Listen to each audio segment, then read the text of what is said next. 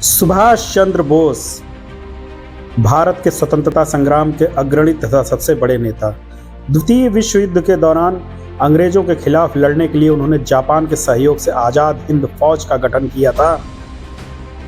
इन्हीं सुभाष चंद्र बोस के बारे में आज हम बताना चाहते हैं आपको, जिनका जन्म 23 जनवरी 1897 को हुआ था, जिनका नारा था तुम मुझे खून दो मैं तुम्हें आज़ादी दूंगा, जो उस समय अत्यधिक प्रचलन में था।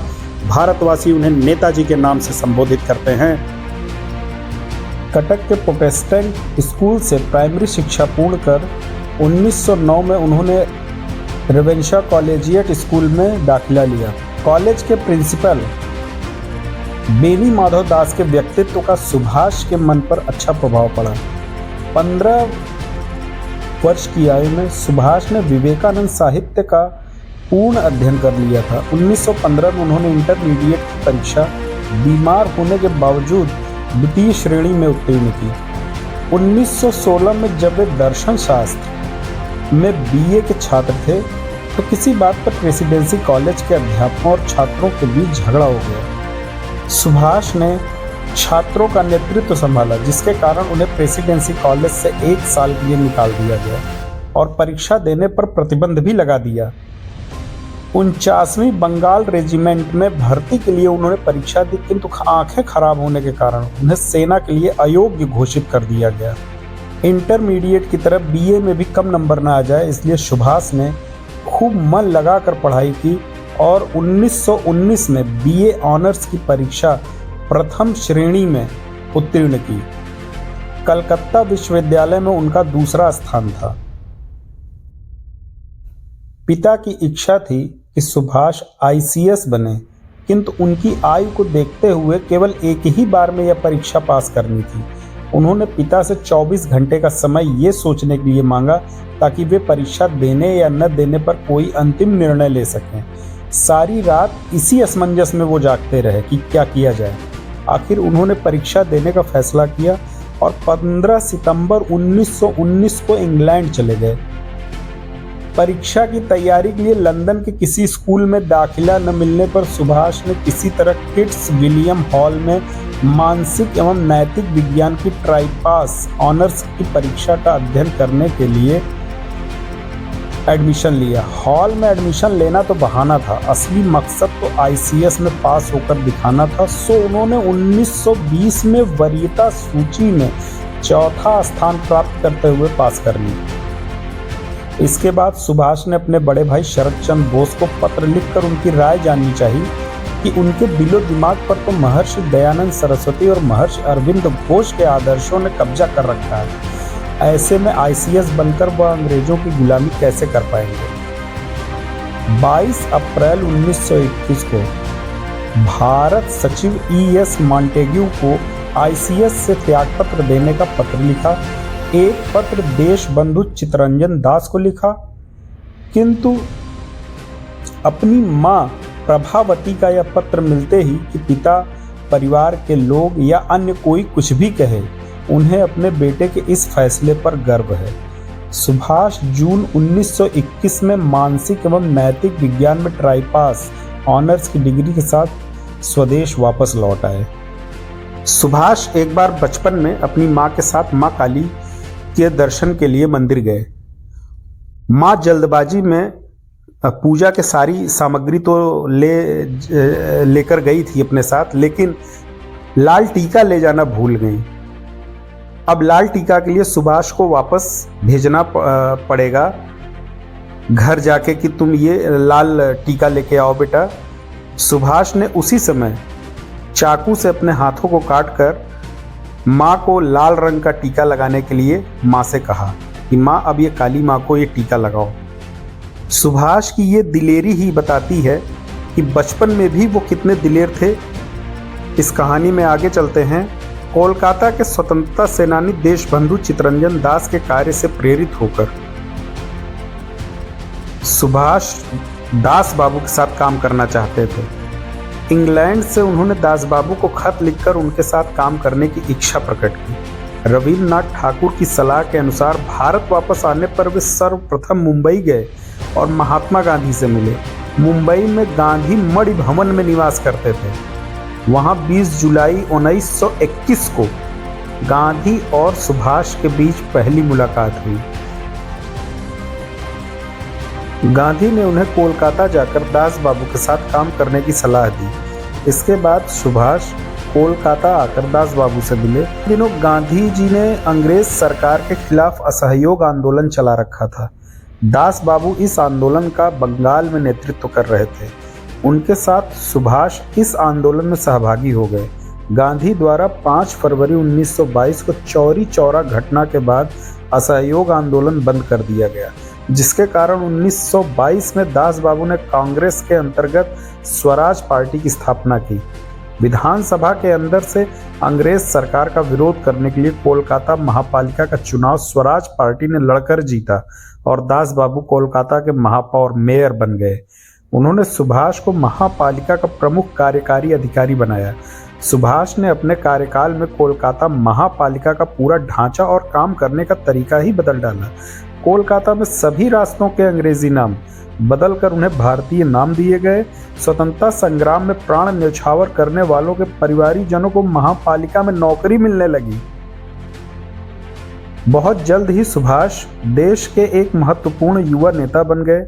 जवाहरलाल नेहरू जी के साथ सुभाष जी ने कांग्रेस के अंतर्गत युवकों की इंडिपेंडेंस लीग शुरू की।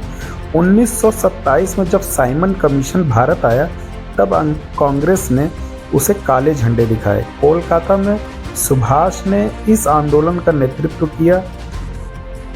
साइमन कमीशन को जवाब देने के लिए कांग्रेस ने भारत का भावी संविधान बनाने का काम 8 सदस्यीय आयोग को सौंपा। मोतीलाल नेहरू इस आयोग के अध्यक्ष और सुभाष उसके एक सदस्य थे। इस आयोग ने नेहरू रिपोर्ट पेश की।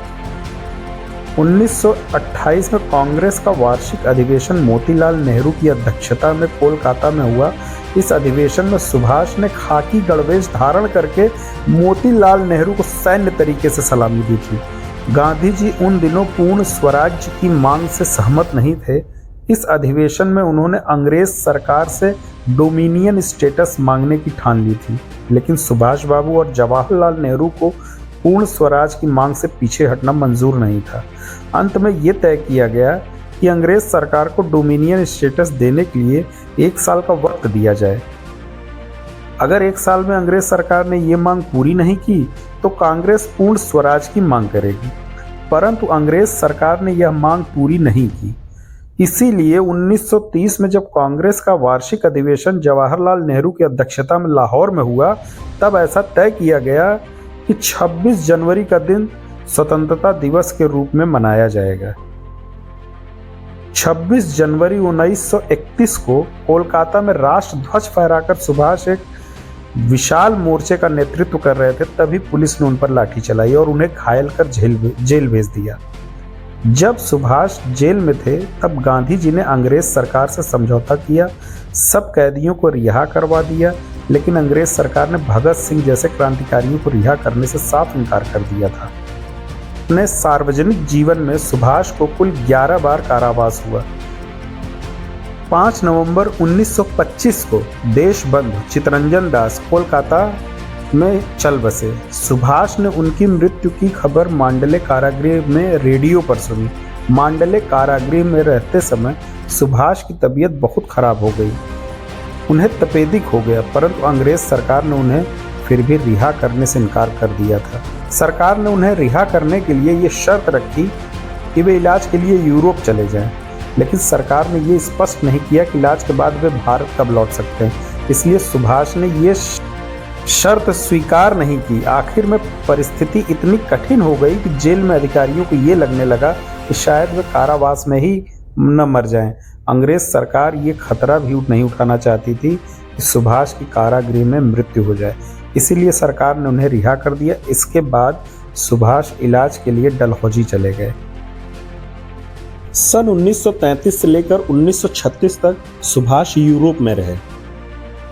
यूरोप में सुभाष ने अपनी सेहत का ख्याल रखते हुए अपना कार्य बदस्तूर जारी रखा।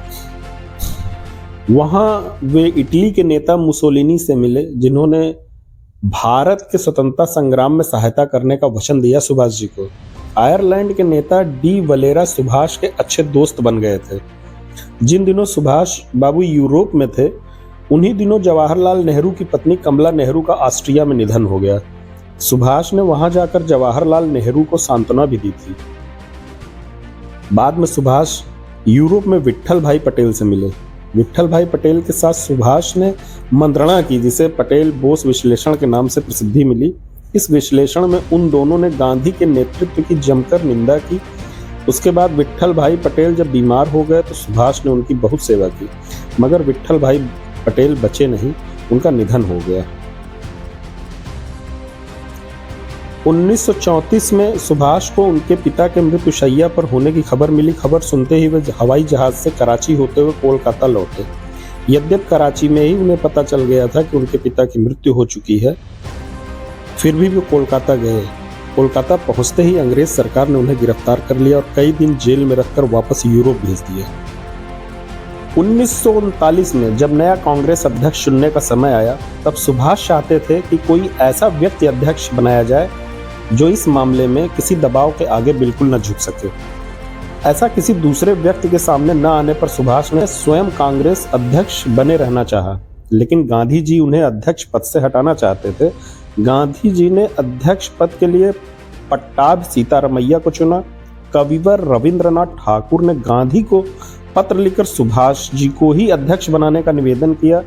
प्रफुल्ल चंद्र राय और मेघनाथ साहा जैसे वैज्ञानिक भी सुभाष को ही फिर से अध्यक्ष के रूप में देखना चाहते थे, लेकिन गांधी जी ने इस मामले में किसी की बात नहीं मानी। कोई समझौता न